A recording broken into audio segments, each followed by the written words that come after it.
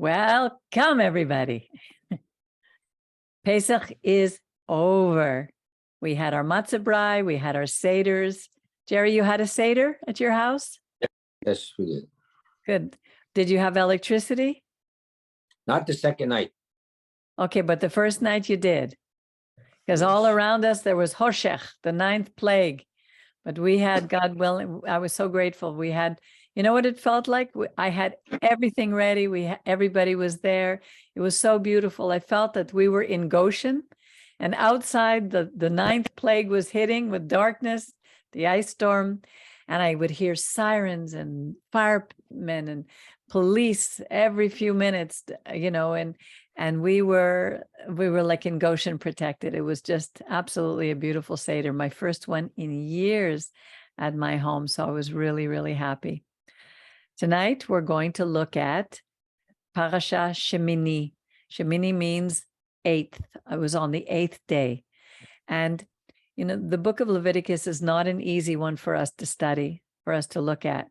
But the most important thing to remember about this is not to take it literally, not to take it religiously, to create all kinds of doctrines and regulations about what it's saying, but to be able to step back, to look at it at the time of the people who were celebrating it, who were doing these things, and try to see what picture God is giving us from this. And that's what I'm asking him to help me to do, that so that we could get through this book and really understand his character and his nature.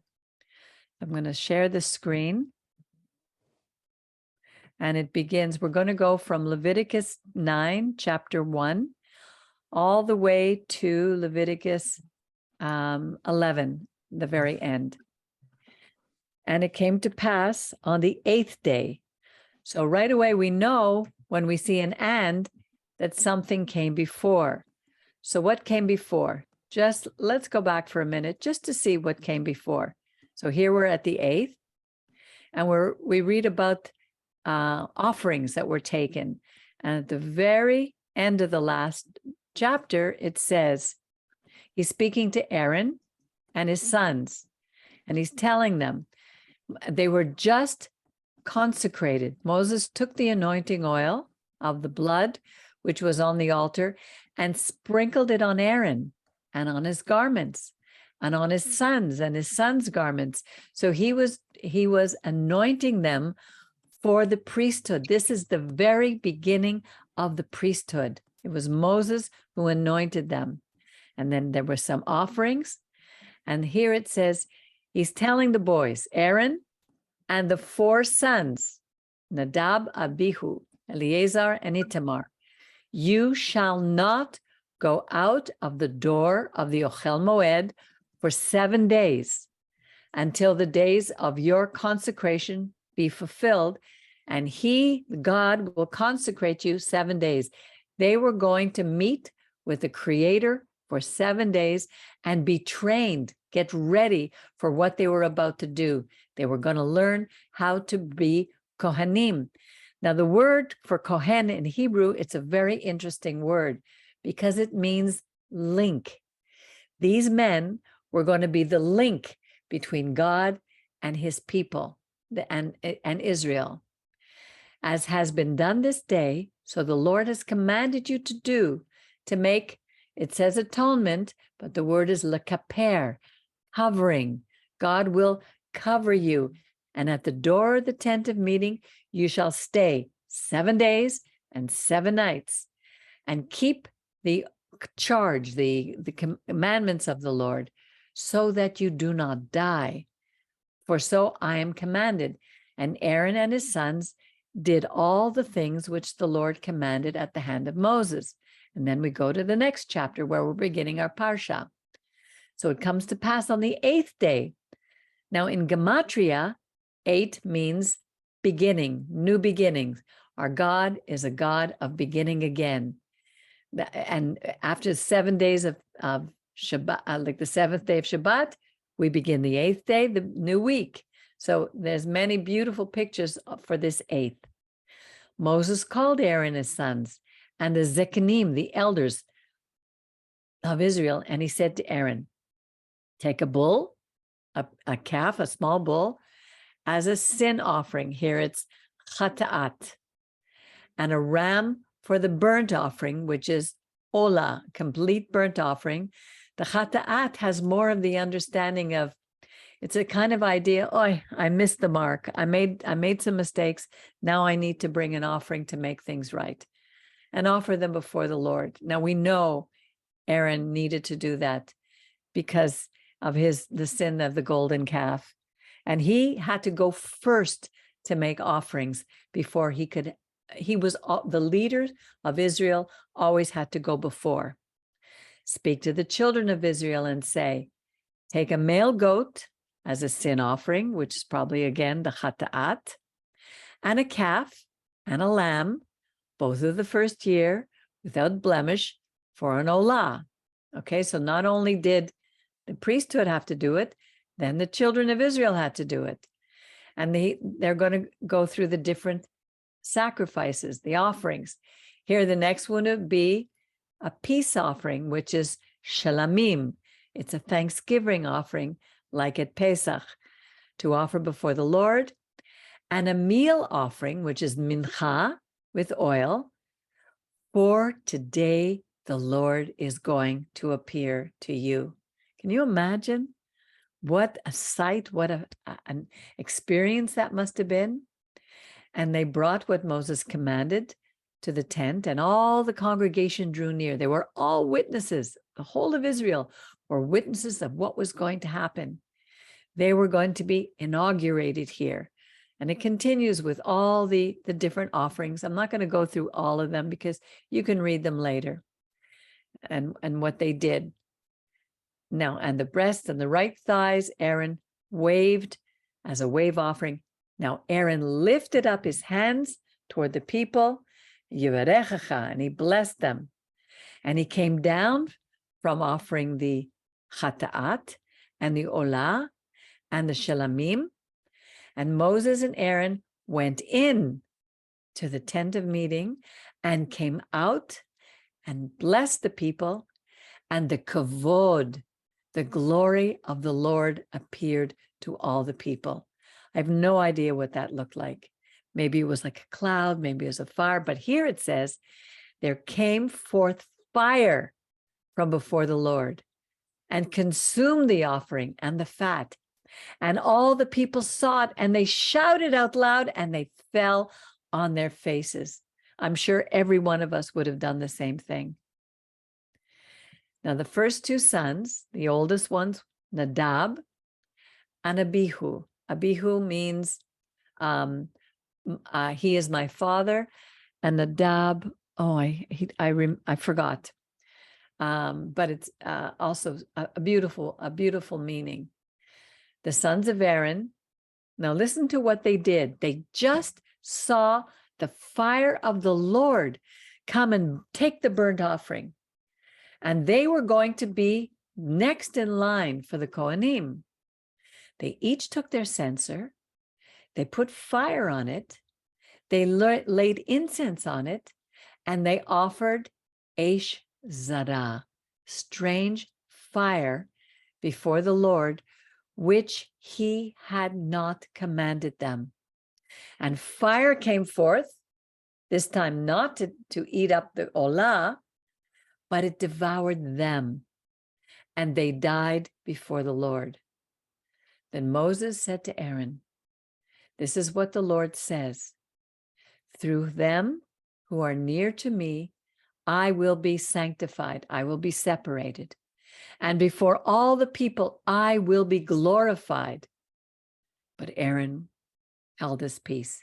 He was silent. And Moses called the cousins, Mishael and Elzaphan, the sons of Uzziel, the uncle of Aaron, and said to them, come near, carry your brothers from before the sanctuary out of the camp. So the cousins had to take these men. But this is interesting. Look at this. It says, so they drew near and carried them in their tunics out of the camp, as Moses had said. And I found that interesting because if God had fulminated them, like the burnt offering, how come their tunics were still on?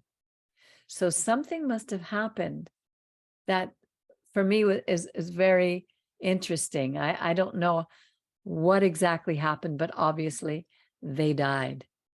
But their tunics were still on them, and they had to bring them outside the camp.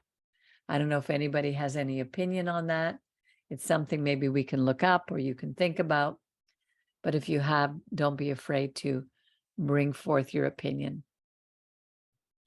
Then Moses said to Aaron and to Eleazar and to Itamar, these are the next two sons, do not let your hair on your head go loose.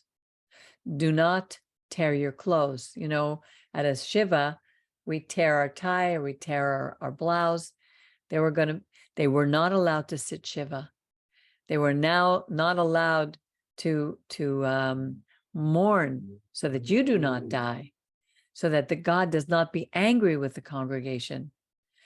But let your brethren, your brothers, the whole house of Israel, bewail the burning which the Lord has kindled.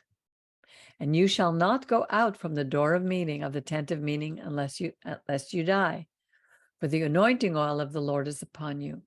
And they did according to the word of Moses.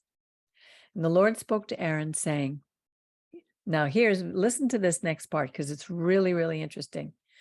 God said to Aaron, don't drink wine or strong drink. Neither you nor your sons go out of the tent of meeting. It shall be a statute forever throughout your generations, that you may put difference between the holy and the common, between the clean and unclean. This topic, this idea, tameh is unclean and tahor is clean. This is going to come up at the end of the parsha, which speaks about the animals, which are tahor and tameh. And there's a relationship that we're going to see. So that you may teach the children of Israel all the statutes. Here it's the chukim. Okay, that's very important, because these things that we're going to learn are chukim. And what are chukim? They are statutes that we really don't understand why. All these special offerings, all these things that they had to do, they really don't make sense, because they're chukim. God is saying, just do them, just be obedient to them. I know why, you don't know why. And teach the children of Israel, teach them to the children of Israel, which the Lord has spoken to them by the hand of Moses. And Moses spoke to Aaron and to Eleazar and to Itamar, his sons who were left.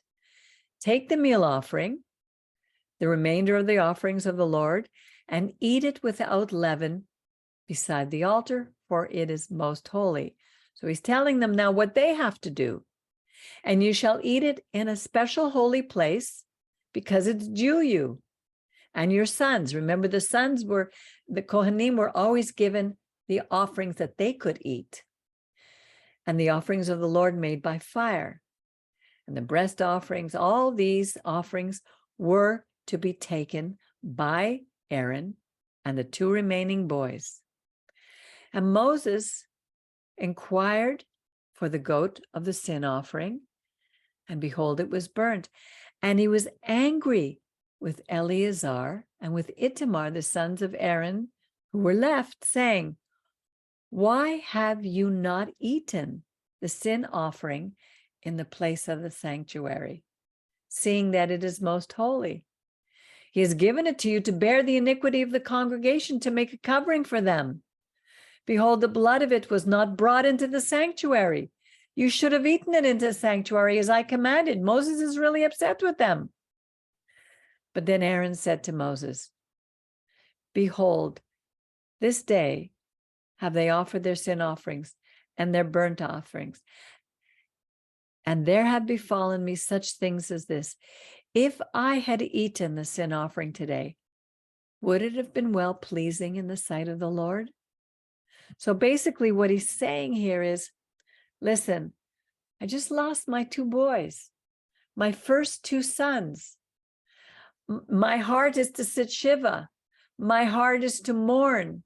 How can I go and pretend make a pretext of all of these to continue with this liturgical service when my heart is not in it. I cannot do something.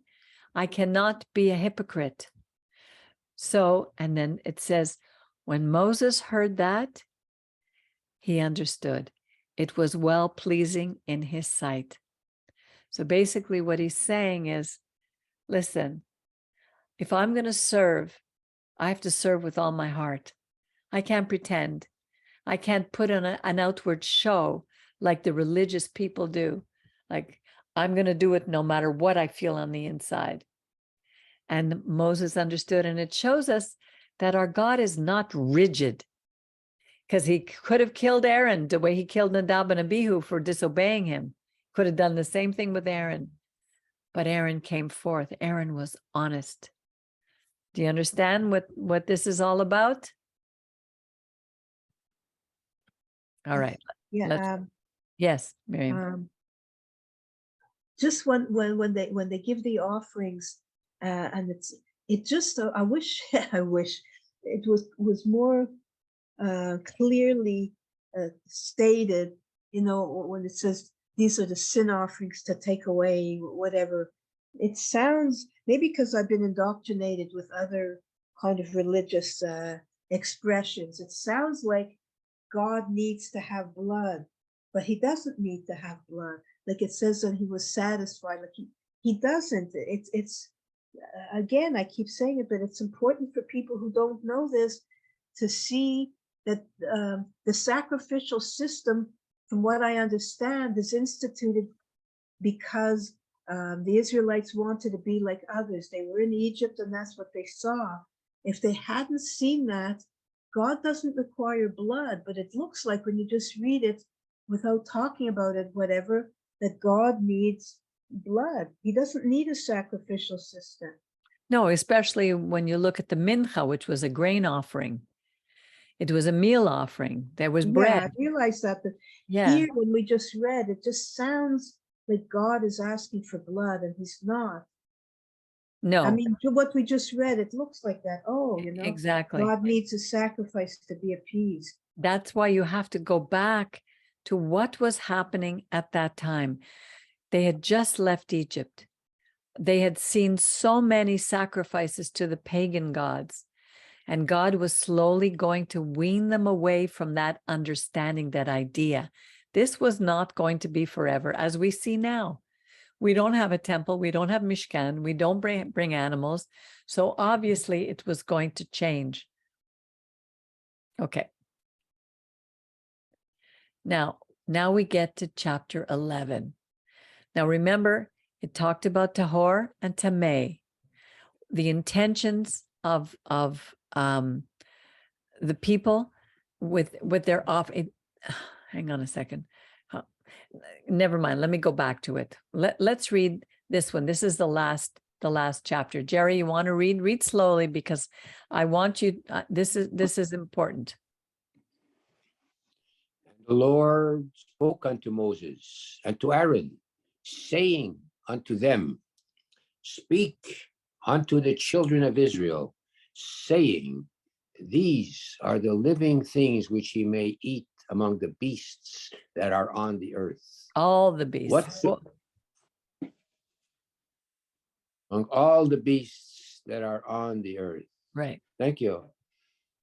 Whatsoever parteth the hoof and is wholly cloven-footed and cheweth the cud among the beasts, that may ye eat. Okay, so here we see, we have one verse telling them, these are the foods that you can eat. Whatever has a split hoof, a cloven hoof, and chews the cud. Those are basically what people can eat. Okay, continue.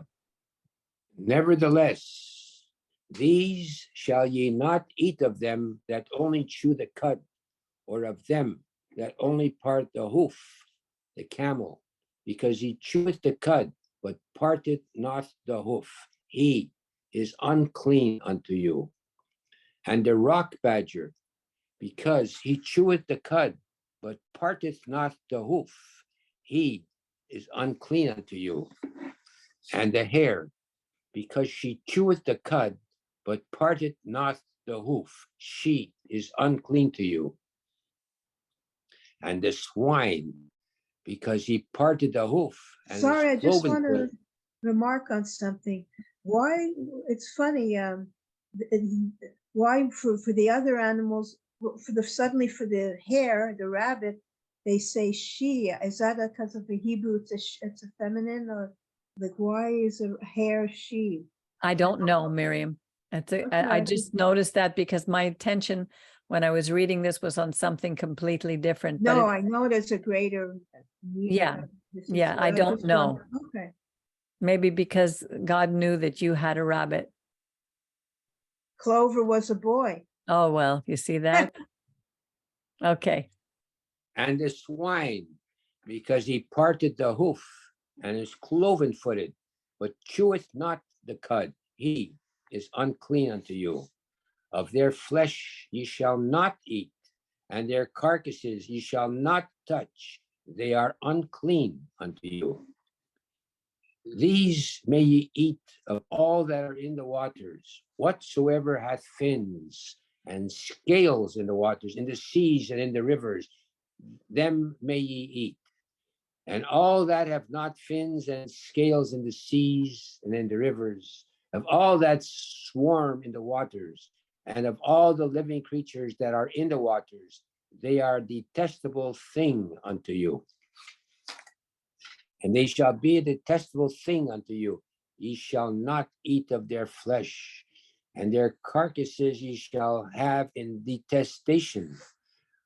Whatsoever hath no fins, nor scales in the waters, that is a detestable thing unto you. And these ye shall have in detestation among the fowls. They shall not be eaten. They are a detestable thing, the great vulture, and the bearded vulture, and the osprey, and the kite, and the falcon after its kinds, every raven after its kinds, and the ostrich, and the nighthawk, and the seamew, and the hawk after its kinds, and the little owl, and the cormorant, and the great owl, and the horned owl, and the pelican, and the carrion vulture, and the stork, and the heron after its kinds, and the hoopoe, and the bat, all winged swarming things that go upon all fours are a detestable thing unto you. Yet these may ye eat of all winged swarming things that go upon all fours, which have jointed legs above the feet, wherewith to leap above their feet, wherewith to leap upon the earth. Even these of them ye may eat, the locust after its kind, and the bald locust after its kind, and the cricket after its kind, and the grasshopper after its kinds. But all winged swarming things which have 4 feet are a detestable thing unto you. And by these you shall become unclean. Whosoever toucheth the carcass of them shall be unclean until even. And whatsoever beareth aught of the carcass of them shall wash his clothes and be unclean until the even. Every beast which parted the hoof, but is not cloven footed, nor cheweth the cud, is unclean unto you. Every one that toucheth them shall be unclean. And whatsoever goeth upon its paws among all beasts that go on all fours, they are unclean unto you. Whosoever toucheth their carcass shall be unclean unto the evening. And he that beareth the carcass of them shall wash his clothes and be unclean until the even. They are unclean unto you. These are they which are unclean unto you among the swarming things that swarm upon the earth, the weasel, and the mouse, and the great lizard after its kinds, and the gecko, and the land crocodile, and the lizard, and the sand lizard, and the chameleon. These are they which are unclean to you among all that swarm. Whosoever doth touch them when they are dead shall be unclean unto the even. And upon whatsoever any of them, when they are dead, doth fall, it shall be unclean, whether it be any vessel of wood, or raiment, or skin, or sack, whatsoever vessel it be, wherewith any work is done, it must be put into water, and it shall be unclean until the even. Then shall it be clean. And every earthen vessel whereinto any of them falleth, whatsoever is in it shall be unclean, and it ye shall break. All food therein which may be eaten, that on which water cometh, shall be unclean, and all drink in every such vessel that may be drunk shall be unclean. And every living thing whereupon any part of their carcass falleth shall be unclean. Whether oven or range for pots, it shall be broken in pieces. They are unclean, and shall be unclean unto you. Nevertheless, a fountain or a cistern, wherein is a gathering of water, shall be clean, but he who toucheth their carcass shall be unclean. Wow, this is a long portion, eh? I can read it. I can continue if you want. You want to Yeah, continue? okay. Yeah, you continue, please. And if any of their carcass falls upon any sowing seed which is to be sown, it is clean. But if water be put upon the seed, and any of their carcass fall upon it, it is unclean to you. If any beast of which you may eat dies, he who touches the carcass shall be unclean until the evening. And he who eats of the carcass shall wash his clothes and be unclean until evening. And he who bears the carcass of it shall wash his clothes and be unclean until the evening.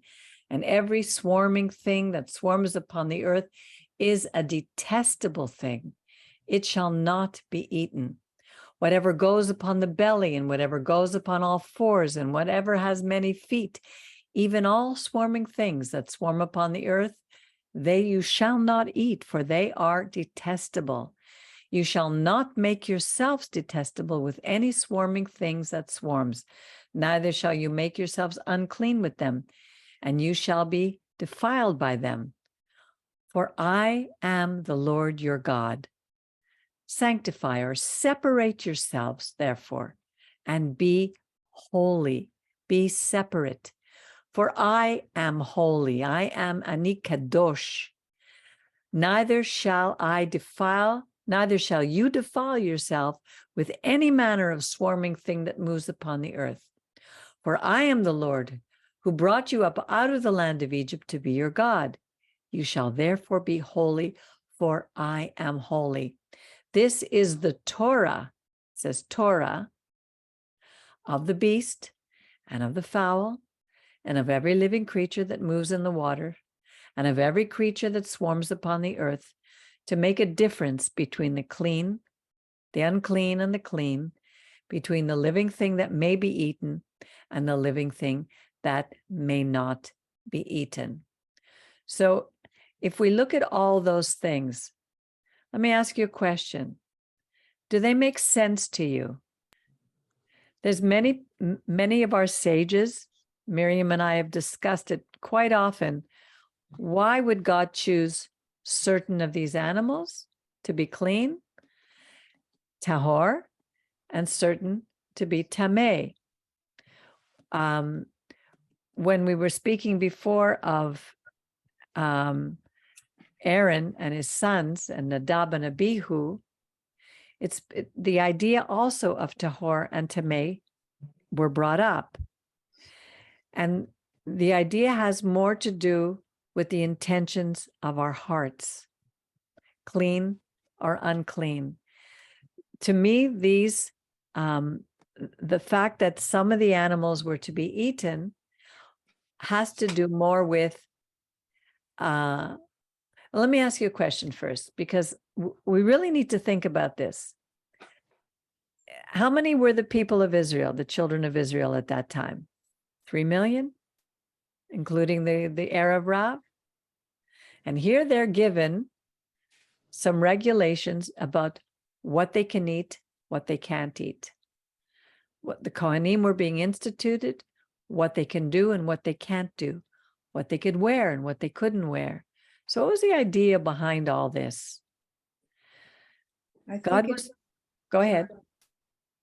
well, I mean, there's different layers. There's the obvious first layer is to, even in terms of some of the laws about things falling down in certain ways, the carcass falls, whatever. So there are cleanliness things, maybe, basic cleanliness and things that prevent you from contamination. And then there's the spiritual level of separating the profane, the sacred from the profane, which is very interesting because we even in our own life will take a cup and say this is people separate things for specialness, and that I find a beautiful thing. But there are other things which I still struggle with. I'm not sure exactly. I mean, the idea of separation I understand. It's to see that there is a creator, that it's the planet has hierarchy. We're not just do whatever you want, that there's order in the universe. So I understand that, but I don't know if part of it is not also a reaction to their captivity in Egypt, when, as we talked about before, sheep are a god in Egypt. So it's like saying your gods are false. If we sacrifice a sheep, we're not sacrificing a god. It's just an animal, and we're even going to eat it. So there's that aspect as well. So what we have to sit back and look at, what was God doing then? There were only one people on earth. All are his creation. Every child on earth is a child of God. We all had our spirit, the ruach, we're all made in his image. Then if we go from the very beginning of humanity, we see that there's always been this struggle between the humans who are obedient to God, who have the heart to follow God, and those who don't. So, and very often we don't. We're not interested in what the Creator has to tell us. So God was going to take from the nations, beginning with Abram, from the nations, he was going to take a people, and he was going to separate the people. He was going to make us kadosh, holy, separated from the other people. And how is he supposed to do that? It's like if you have a bunch of children, and one of them is going to be a rabbi. That's what he's decided. That's what he wants to do. So he will go to a special school. He will be given a special kittel at Pesach. He will have a talit. He will put the kippah on his head. He will have the garb, the outerwear that lets us see that he is a rabbi. Another one decides he's going to be a surgeon. He'll have his surgical outfit. He's outfitted for the part. Here, the Kohanim are going to be outfitted for their role, for their part. But Israel, too, needs to be outfitted. How are we going to tell the difference between the Israelites and the rest of the world? Well, God says, okay, I'm going to do certain things. They're going to wear tzitzit. They're going to eat certain things. Now, does that mean the rest of the world are going to eat things that are poison? That God doesn't like the rest of his creation? That God says, oh no, this is only for those people. This is very special, but the rest of the people can have that. You know, if you find a carcass that's already dead, don't touch it, sell it to the Gentiles. Does that mean God hates the Gentiles? We have to stop putting religious understanding on these things and say, what is God doing?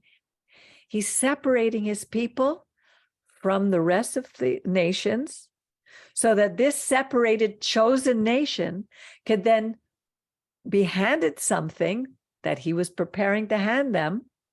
And we're coming up to right now, it's the seventh day of the Omer. So we go, Baruch atah Adonai Eloheinu melech haolam, asher kiddushanu v'tzivanu al sefirat haomer. We are counting the Omer until Shavuot, the Pentecost, the day when God supposedly, according to our sages, handed us the commandments, the 10 commandments, written by his own finger, written by God. This would be given to this nation that was separated. And how would the rest of the world recognize that they're separated? Well, we were going to dress differently. We were going to eat differently. And we were going to behave differently.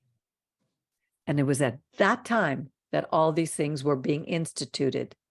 Now, all through the ages, many our sages have had us keep the laws of the kashrut, but they've added many, many, many more things that were not in the Torah, things that were not given to us to be added to all that.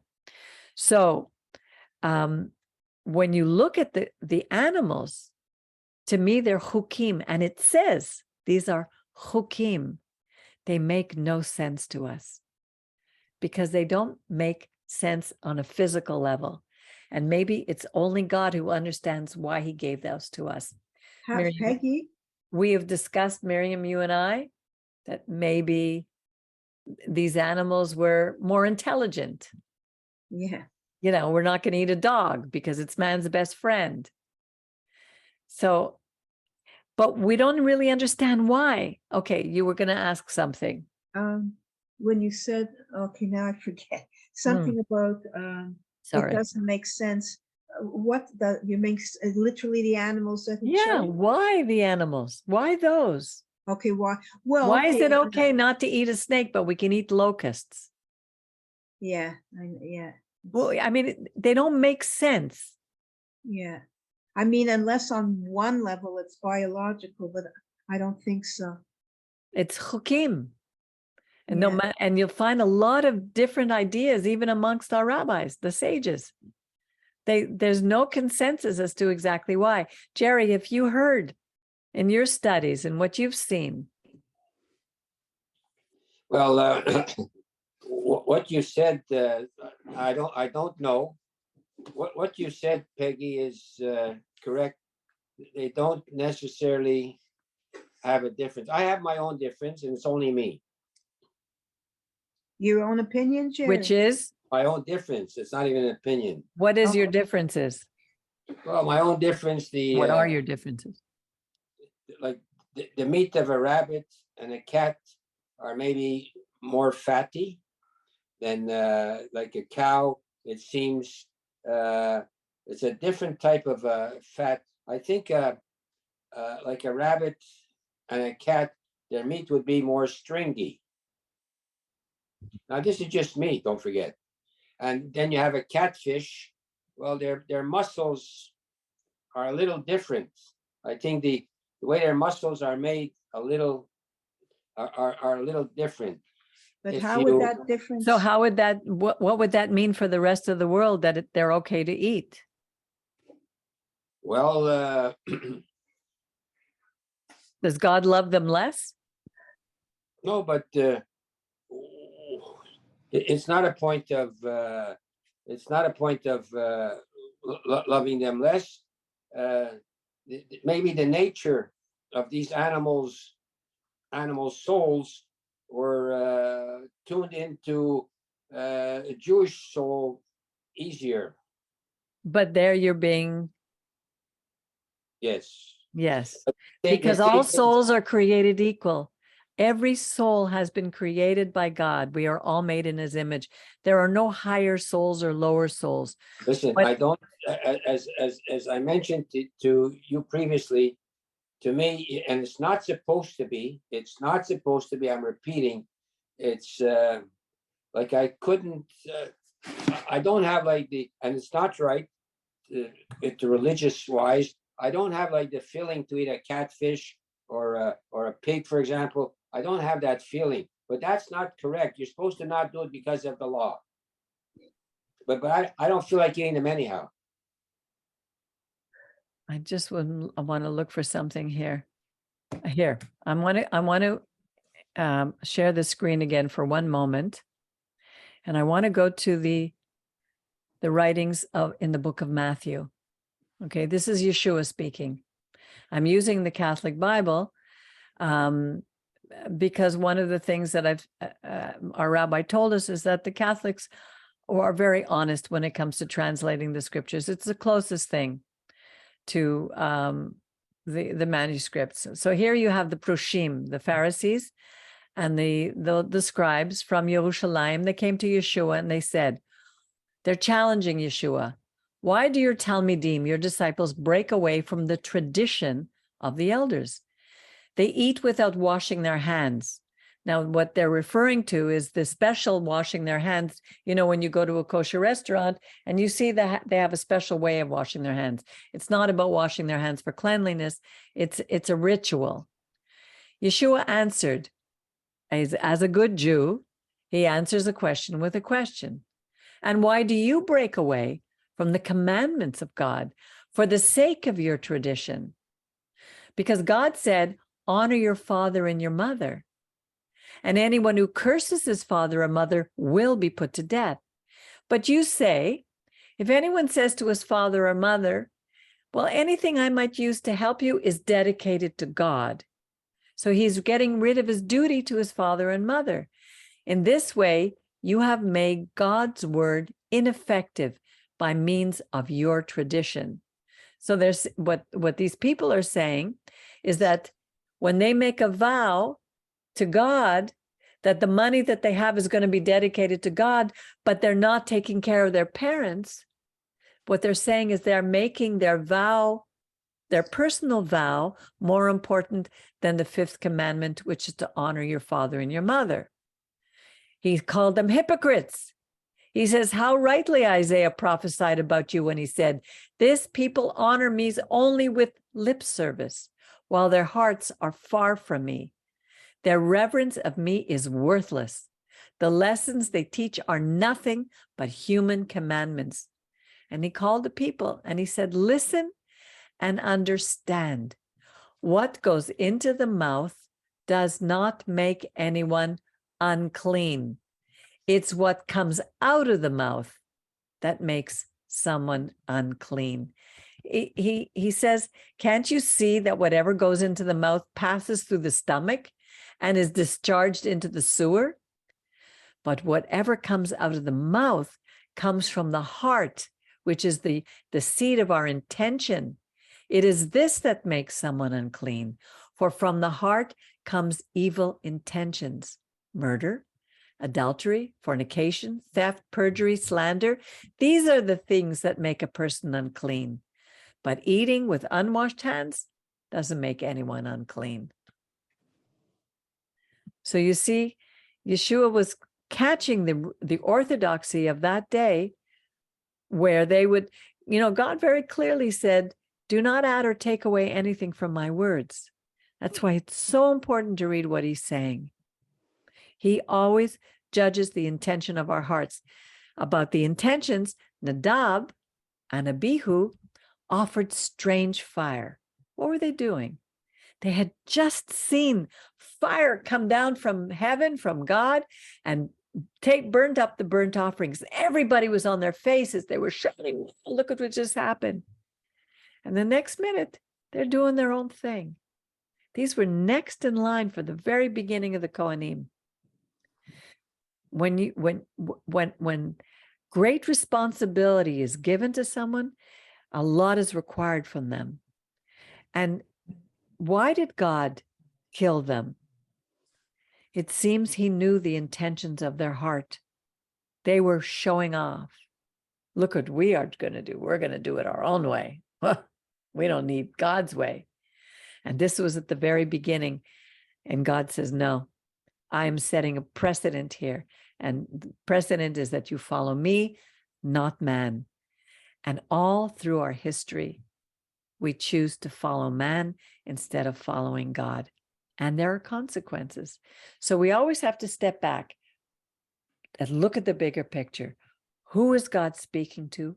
When was he speaking to it? He was speaking to the people at a time when superstition and idolatry were at a high. They had just worshipped the golden calf. They weren't finished with all the idolatry of Egypt. They still wanted to build a golden calf to take them back. Make us gods so we can go back to Egypt. It wasn't long before that they had said that. And then they were standing at the base of Mount Sinai and they heard the voice of God and they said, don't speak to us, speak to Moses. We can't hear the voice. These are superstitious people. Remember the story of the Sotah? The Sotah was the woman who was accused by her husband of adultery. He was a jealous man, and he suspected his wife of committing adultery. So what was the ruling that God gave Moses to tell the people? Okay, take her to the temple, have the Kohanim mix up a concoction, a little bit of ashes from the red heifer, from the burning of the red heifer, a little bit of this and a little bit of that, and tell her to drink it. Put some water and let her drink it. And if she drinks it and she's guilty, her thighs are going to blow up, her stomach is going to blow up, and she's never going to be able to have children again. You're speaking to a superstitious people who would believe mishigas like this. There was nothing in that concoction that could make her blow up, but they believed stuff like that, and they were terrified. When God told the men, during the 7 days of your wife's menstruation, don't go near her, or you are going to be dirty. You will not be able to enter the temple. Now, it was important for the men to enter the temple. That was prestigious. Everybody had their place. So, and the only way men would be able to stay away from his wife during those 7 days was if they were scared to death of something. He's dealing with a superstitious people. And many of us are still superstitious, many people today, and they have to be given a reason not to do something. We've got to step back and not make rules and regulations that don't make sense, but understand what's going on behind these rules and regulations. So Tahor and Tameh had nothing to do with what goes in the mouth, but what comes out of the heart in absolutely everything that we do. We'll see people who boast about how generous they are. They give all their money and they want a plaque on the wall. What was Yeshua said? Listen, when you give, you do it in quiet. You don't let anybody know what you're doing. He wanted us to always examine the intentions of our hearts before we do something, because our tendency is want to be accepted. We want to be, toot our own horns. That's who we are. That's what these portions are really all about, the intentions of our heart. They're really beautiful. Yeah. Just a question. All this is true. It's very meaningful.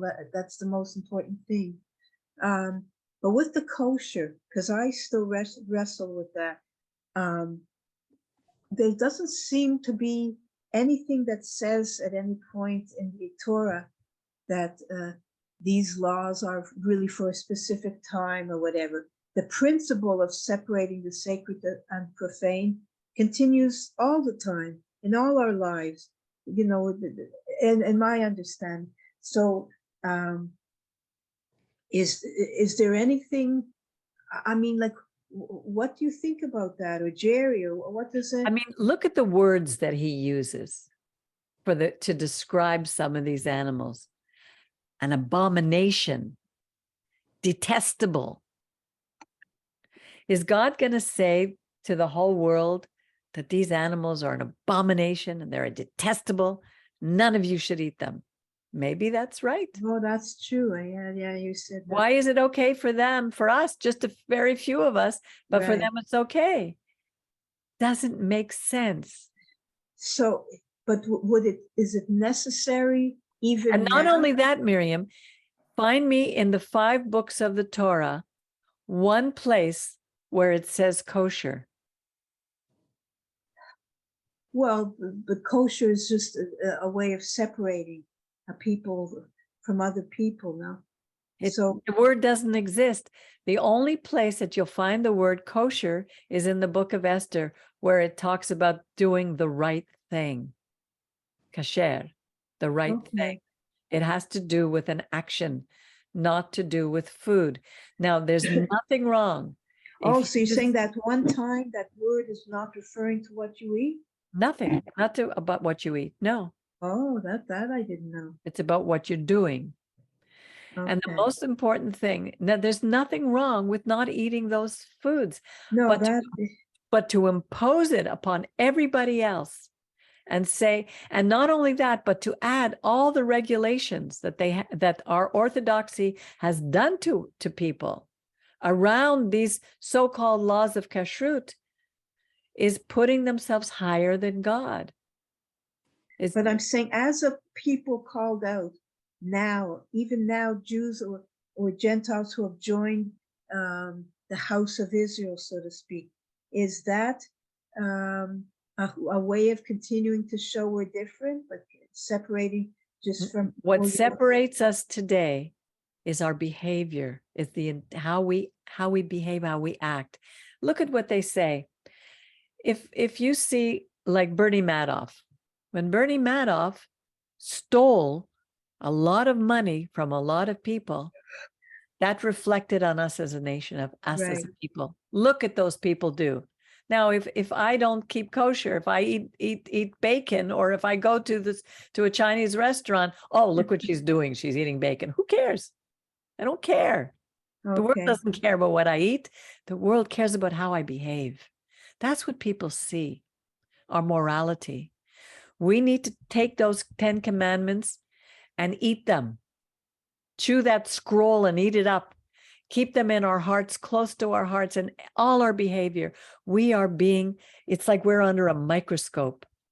Right now, our people are so divided. We're so divided, and there's brother against brother. And that's why I believe that there's so much anti-Semitism coming against us now, not because of what we eat or don't Well, eat. that's for sure, right? It's our Well, I mean, behavior. the Muslims eat halal. They don't eat pork, that's for sure. Yeah, but they eat shrimp. Yeah. Now, there's nothing wrong if you want to do it, if you want to keep those laws, you're able to, but don't put anybody else down because they're not doing it, because it's not in the Torah. From my understanding and our rabbi's understanding, that's what he taught. New Jerry? Well, that's as I said, what I said previously. That's just a personal preference that I have. You know, it's there's no law to say that. Exactly. Now it tells us not to eat the blood or the fat. I don't like fat. When I take meat, I have to have it absolutely lean. But And I love the fat. well, You see that's that? Love it. I don't eat it often It because I means know it's not- not good for me. But I mean, you can get rid of the blood, but the fat, it's very hard to not eat any fat. No, it's hard. If you go to get a smoked meat, you get it very lean. If Yeah, know, but there's always some fat. there's always some. If you have a hamburger, you just have it well done until Yeah. it's chicharron. It's char. But these are personal preferences. But the blood, if you understood also the idea of blood in paganism, it is taken to a horrendous degree. I've said it before. I once watched a ritual of what's called a sect called Santeria, where they have a Santeria priest and they would do sacrifices, and they hung up a bull, and the priest stood under it and allowed the blood to flow down and cover it was like so disgusting. You see certain cultures where they'll take the heart of the animal and they'll eat it, thinking that they're taking the power, the essence of the animal, the strength of the animal, and eating it raw. They would take a calf. A pagan ritual was to take a calf while it's still nursing at the mother's milk, and boil it in the mother's milk, take it away, and give the milk to the mother as a fertility rite. They would keep an animal alive and take pieces of the live animal off while the animal is still alive. They were merciless. They're merciless. And God is saying, this is not for my people. I am a God of mercy. I am a God of love, loving kindness, chesed, rachamim. That's what he wants us to be. Has nothing to do with the food, has to do with our behavior. That's what the Torah is teaching us. And that's the idea of Shemini. So if we have no more questions, no more comments, we can end with, Jerry, I don't know if you'd like to end with the Aaronic benediction. It's very important now because here Aaron has been inaugurated for his role as the link between the people and God. Okay.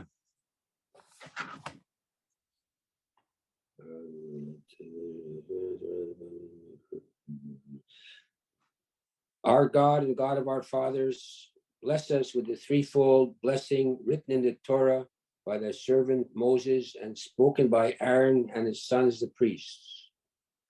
Blessed art thou, Lord our God, King of the universe, who hast sanctified us with the holiness of Aaron and commanded Kohanim to bless thy people Israel with love.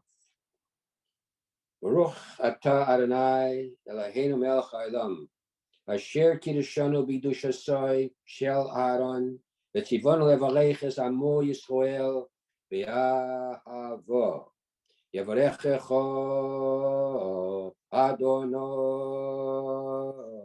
v'yishmerecho. Ya'er Adonai panav eilecho v'chuneka. Yisro Adonai panav eilecho v'yasem lecho shalom. V'samu et Shemiyah b'nei Yisrael v'ani arborachem. May the Lord bless you and keep you. May the Lord lift up his countenance upon you. No, may the Lord shine his face upon you and be gracious to you. And as he shines his face upon us, may we then reflect his shining, his light, his kavod to the world around us. May the Lord lift his countenance upon you. May he turn his face toward us, and may we know that he has given us peace. So shall we put his name upon the children of Israel, and I will bless them. Amen, amen, amen. Amen v'amen. And next week we have a double parasha, Tazria Metzorah. So we look forward to that. And with that, I thank you, Miriam, for your feedback, for being here tonight. Jerry, always a pleasure to listen to your opinions. Brian, Baruch, have a good evening, everybody. And for everyone out there who's watching, forward this email, forward the message, let it get out into the world so that we can learn Torah from a very simple perspective and how to live it, not how to be religious. I wish you good night, and we'll see you again soon. Good night. Thank you. Good night, and God bless. Thank you. Bless you. Thank So I you. can see it on the YouTube now? Yes. Good night.